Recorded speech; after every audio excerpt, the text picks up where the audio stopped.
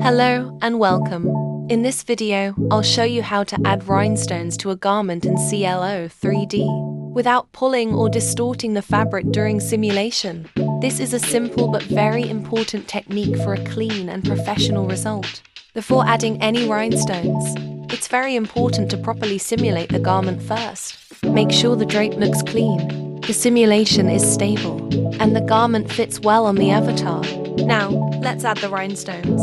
You can use a trim or import a decorative 3D object. Place the rhinestones on the desired area of the garment, such as the bodice, sleeves, or decorative panels. To prevent the rhinestones from pulling the fabric, it's very important to disable their impact on the simulation.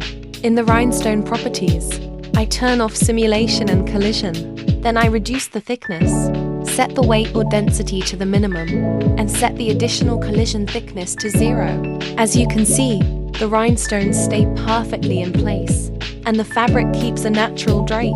This method is perfect for renders, portfolios, and client presentations.